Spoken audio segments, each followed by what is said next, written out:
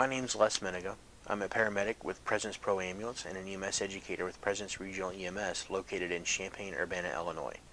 Brian Mast asked me to do a quick video on what I felt was the largest crisis in EMS in the last 15 years.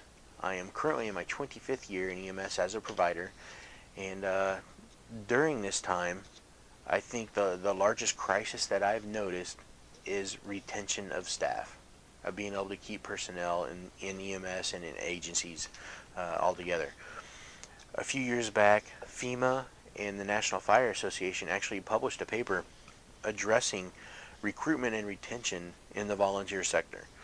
It did have a little bit in there about career, but I think all of those aspects will also transition over to the career side. When we have people leave, we need to be conducting exit interviews. We need to figure out why they're leaving, where they're going, and use that as a pulse check for our agency. Is there something that we can improve on to keep from losing anybody else and actually make us a desirable spot to be able to recruit quality personnel? That's probably the best way to look at that. When they leave, we've had multiple reasons. Some people leave for good reasons. They're new family members. They have a new baby and they leave to be a full-time parent. I believe family is the most important thing. So when they do that, that's a good thing. Some people use EMS as stepping stone. Whether they go to a police department or a full-time paid fire department, we were that stepping stone. That's still a good relationship builder, I feel, for us when that happens. Is there something that we could do to keep them in EMS? Well, maybe as a whole, if the pay would increase in EMS, maybe that would help. I personally don't have the answer to that, but I know that's what a lot of people are working on. Also, medical school. We've had quite a few people go through our agency that went to medical school to become a physician, and actually we were blessed enough in the last year and a half that one of our personnel that started out as a dispatcher became an EMT, became an EMT intermediate, went to medical school, actually worked with us while he was in medical school, and now he's our full-time medical director.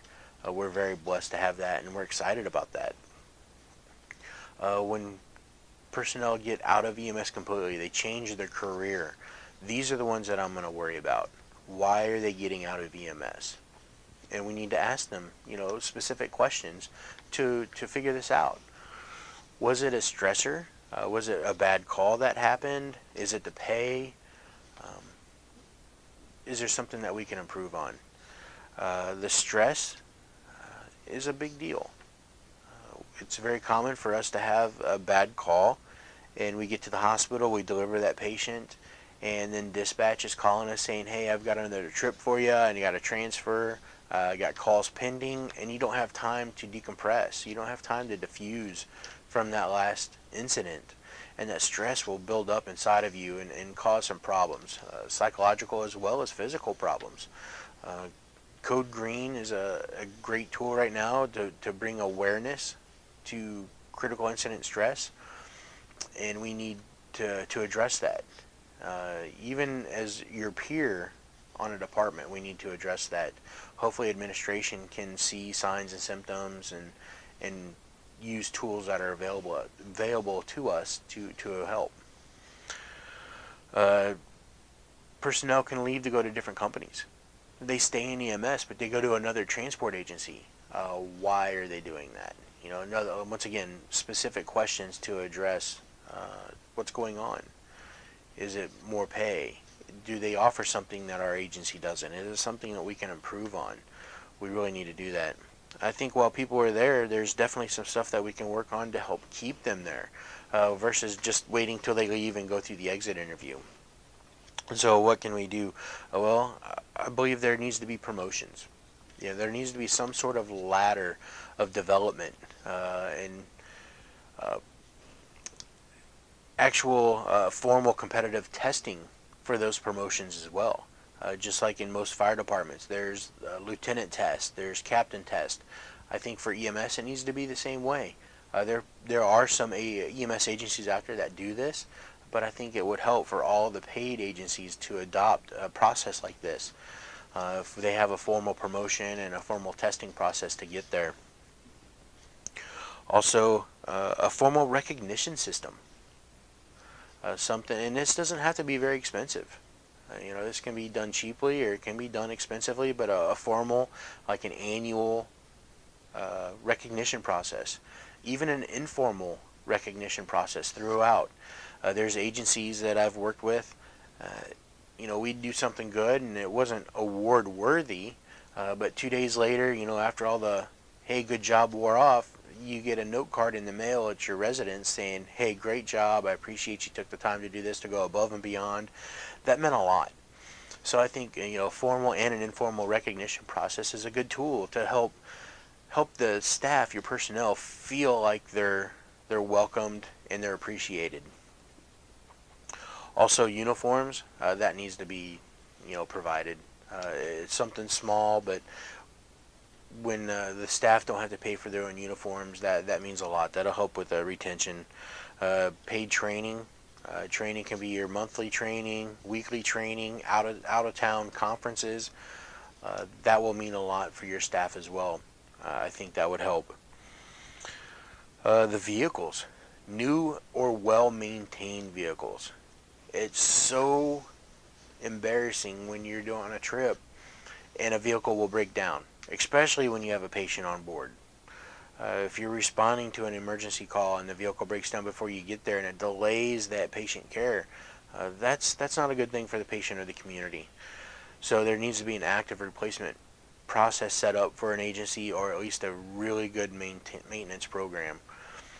We've had trucks break down with engine, transmission failure, drive shaft failure, where the patient was on board and the drive shaft came undone and it actually almost came through the floorboards, raised the whole entire rear end of the vehicle up with the patient on board. That's a very embarrassing situation, and there's not much pride when that happens. So if there's good maintenance or a good replacement program, that'll help instill pride with the staff. Retention incentives, service awards. There's companies out there that have recruitment bonuses to staff. If they recruit somebody, there's a bonus, or there's sign-on bonuses for new staff. I think there's mixed emotions and mixed feelings about how that works. Of course, there's always fine print attached to those. But what about the retention of the staff that we already have? Yeah, if you want them to become a headhunter and go out and recruit people to get a stipend for that, it works. I'm sure. There's places that do it and they're being successful. But what about thinking outside of the box? What about adding a monetary amount to service awards? Somebody that's been there, for 5 years, 10 years, and giving them a bonus. I think that would be a good thing to help retain some of these staff. Does it really need to be monetary? Maybe not. Maybe some extra holiday time that they have to take, or vacation time, send them out. It's very common in the EMS industry that overtime is plentiful and people can work all the time, and most of the time we do. We'll work many, many hours, and so getting a vacation time would be a good thing. But this list can go on for an 8-hour lecture, just a list of stuff that we could address. But I think the most important stuff that we need to do is check that pulse for our agency. If we've been losing people, we need to conduct exit interviews, send out questionnaires to our staff even before they leave. There's employee opinion surveys. I would use caution on those. I would just want to make sure that they are specific questions to our agency, not just some generic labeled outside company that comes in with generic questions. We need to have very specific questions that would address our agency.